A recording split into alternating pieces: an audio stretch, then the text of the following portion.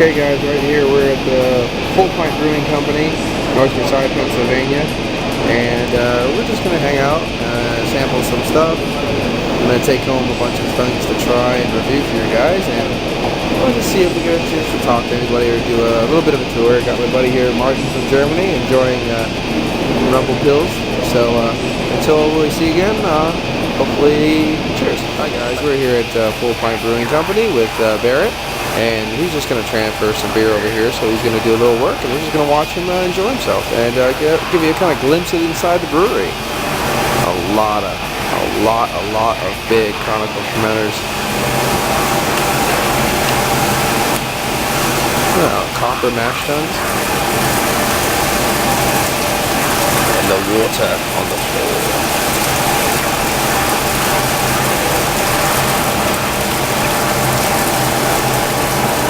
I'll take you around real quick. Show you some of the stuff.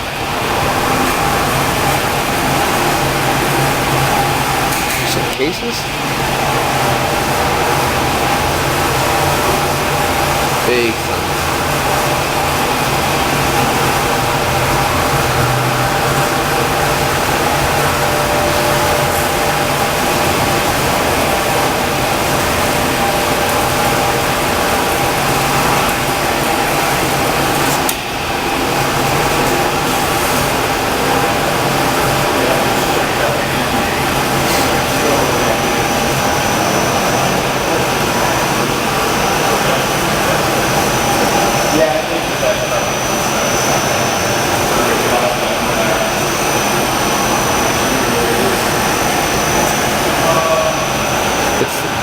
Definitely smells like brewing beer in here.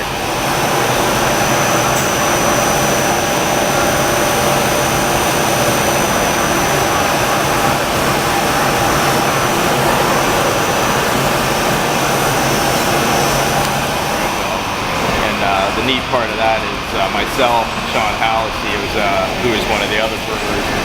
That was the first system that we brewed on, so it's kind of neat that now we own a brewery and we're brewing on the first system that we brewed on as professional brewers.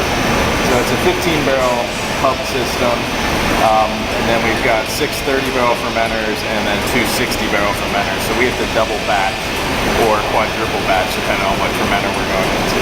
So I'm transferring the second batch of the all-in amber today, so that's going into a 30-barrel, and so I'm pumping out of my kettle, running through a first heat exchanger, which is cooled by water, and then goes up the stainless pipes over to the wall, down to a secondary heat exchanger, and then into my fermenter. The secondary heat exchanger is cooled by glycol.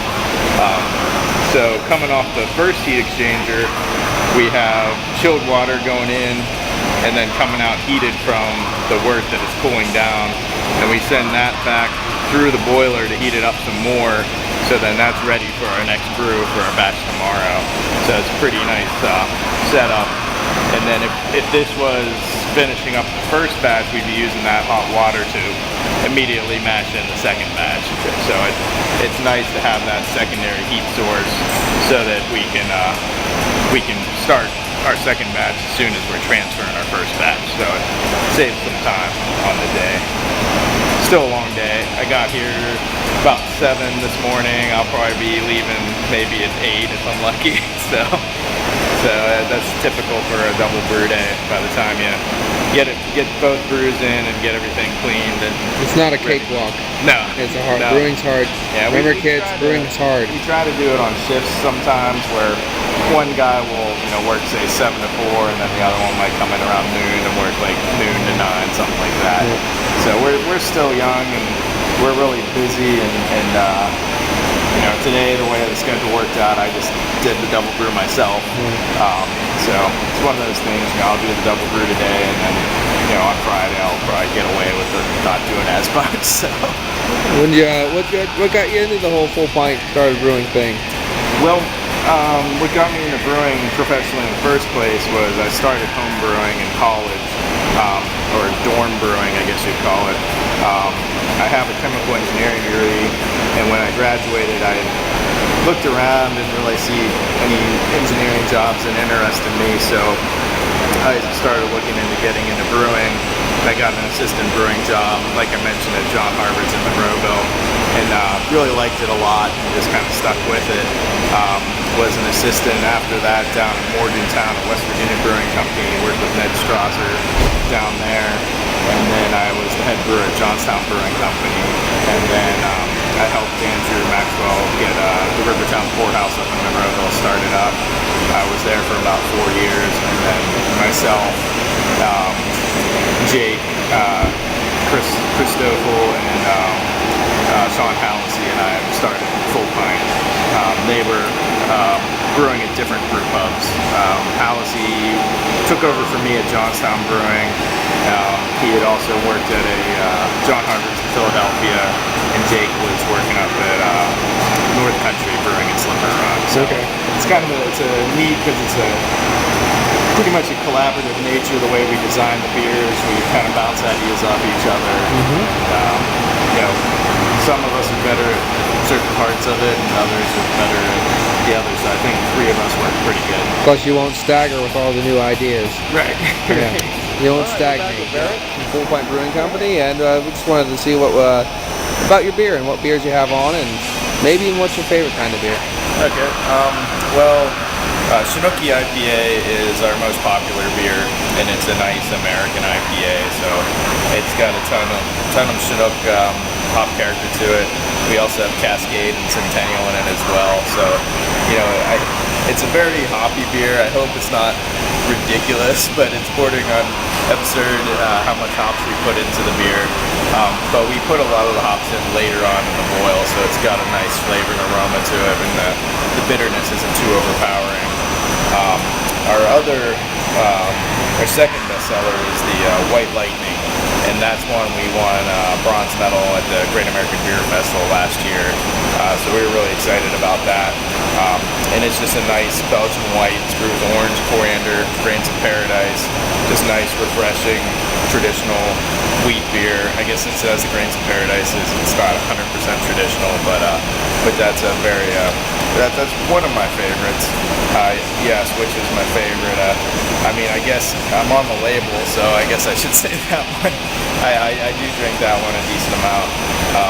And then All in Amber, that was our first beer that we brewed, our first collaborative effort between Jake, Sean, and myself, and that's just a nicely balanced amber. Has a nice malt character, but it's balanced by a hop character, so it's not overly sweet or bitter, just right in the middle. Then we have a late addition of Fuggle, which just gives it a little complexity to it. So I think that one, you know, is tame enough that, you know, say a Yingling drinker can enjoy it, but it has enough character that a craft beer drinker can like it as well. And then one that we kind of played around with is Hobnobber. That initially was a pale ale, a session pale ale, and we would do it as a single hop. So each time we brewed it, it would be a different hop.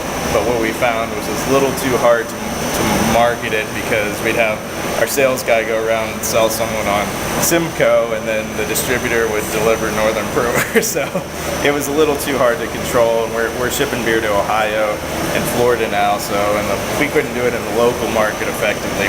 We knew that there was no way we could do it in Ohio and Florida. So we love the IPAs here, so we made it a session IPA, so we lightened the color up a little bit, and now it's a set hop formulation. It has Citra, Palisade, and Zythos.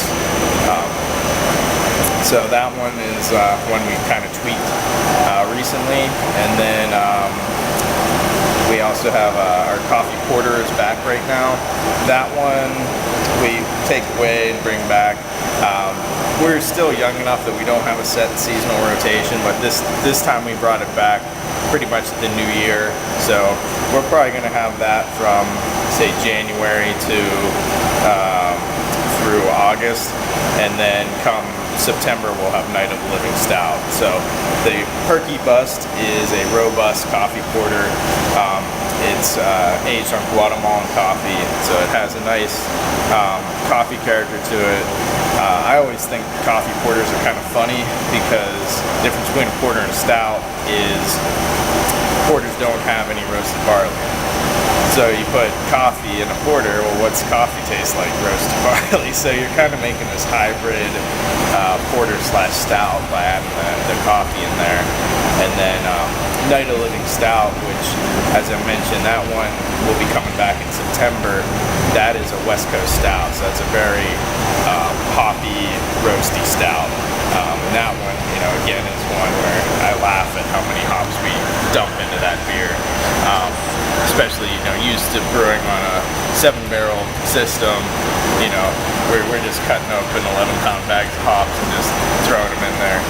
Like, you know, I forget how many pounds it is per batch, but it's over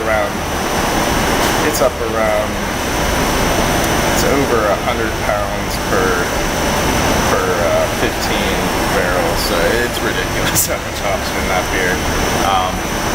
And then right now we're kind of transitioning. We had Rumble Pilsner, but we're finding that one's a little too hard to keep up with since it's a lager, so that's going to be kind of a whenever we feel like brewing it, we'll make it.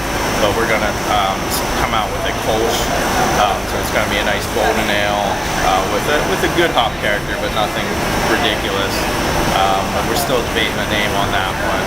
And then we have our brown ale that we're going to try to keep year round. That's going to be a rye brown. So it's got a little smoke to it, and that one I believe we're going to call Little Brown Ale, and we're going to tie that in with the Little Brown Bat in PA. This is something that they're trying to save, the Little Brown Bat, so the logo is going to have a Little Brown Bat and a little story on that.